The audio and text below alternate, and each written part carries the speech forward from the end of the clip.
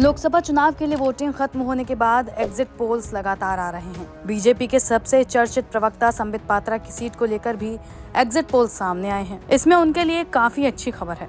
दरअसल exit polls में BJP नेता संबित पात्रा के लिए अच्छे संकेत मिल रहे हैं। इंडिया टुडे एक्सिस माई इंडिया के मुताबिक ओडिशा की पूरी लोकसभा सीट से पात्रा चुनाव जीत सकते हैं। ऐसे में इस निर्वाचन क्षेत्र में बीजू जनता दल का 15 साल पुराना गढ़ खत्म हो सकता है। एग्जिट पोल की माने तो इस तीर्थ नगरी में अब की बार त्रिकोणीय चुनावी मुकाबला है और इस लड़ाई में संबित पात्रा मजबूत दावेदार के रूप में उभरे हैं। माना जा रहा है कि पात्रापुरी में बीजेडी के आरूप पटनायक और कांग्रेस के जयनारायण पटनायक को कड़ी टक्कर दे रहे हैं। मालूम हो कि कांग्रेस ने पहले से पुरी से सुचरिता मोहांती को टिकट दिया था, लेकिन उन्होंने धन की कमी का हवाला देते हुए अपने कदम पीछे खींच लिए। इसके बाद पार्टी ने जयनारायण पटनायक को अपना उम्मीदवार बनाया। बता दें कि ओडिशा में लोकसभा चुनाव और विधानसभा चुनाव एक साथ हो रहे हैं। ऐसे में ये राज्य सबसे ज्यादा चर्चा में है।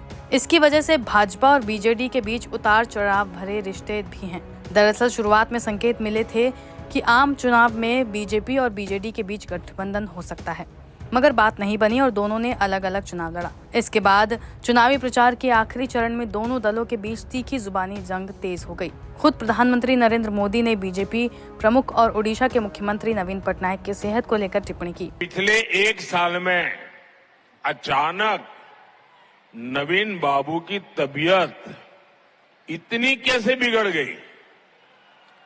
बरसों से नवीन बाबू के करीबी रहे लोग अब जब मुझसे मिलते हैं तो जरूर नवीन बाबू की तबीयत की चर्चा करते हैं। पटनायक की ओर से भी इसका करारा जवाब दिया गया। इस बीच बीजेडी ने रविवार को दावा किया कि पार्टी ओडिशा में 147 विधानसभा सीट में इसे 110 सीट जीतकर 2/3 बहुमत के साथ सरकार बनाएगी। साथ ही वो इस राज्य की 21 में से 12 लोकसभा सीट जीतेगी। ओडिशा में भाजपा को 15 लोकसभा सीट मिलने का पूर्वानुमान जताने वाले एग्जिट पोल को बीजेडी ने खारिज कर दिया है।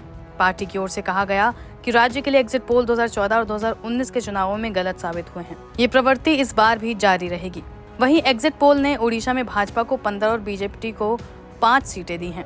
भाजपा के सीनियर नेता और केंद्रीय मंत्री धर्मेंद्र प्रधान ने दावा किया कि एग्जिट पोल ने वास्तविकता को दर्शाया है। उन्होंने आगे कहा कि बीजेपी राज्य में 15 लोकसभा सीट जीतेगी। जब चुनाव गिनती शुरू होगा ये 400 तक ही पहुंचेगा और उड़ीसा में जैसे हम लोगों की अनुमान था कि हम लोग 15 से ऊपर 15 से 21 तक कहीं भी जा सकते हैं और मेरा मानना है ये बहुत चौंकाने वाला रिजल्ट उड़ीसा से आएगा।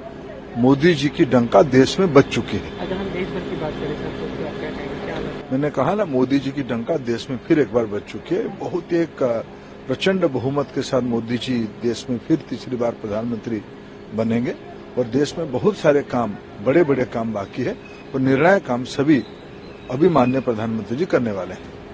बीजेपी के प्रदेश अध्यक्ष मनमोहन सामल ने भी कहा कि उड़ीसा के लोग बदलाव चाहते हैं और सरकार में बदलाव होगा। 2019 में एग्जिट पोल में भाजपा को 12 से 15 सीटें और बीजेडी को 6 से 8 लोकसभा सीट मिलने का अनुमान लगाया गया था, जबकि बीजेपी ने 8 सीटें जीती और राज्य में सत्तारूढ़ पार्टी को 12 सीट मिली थी।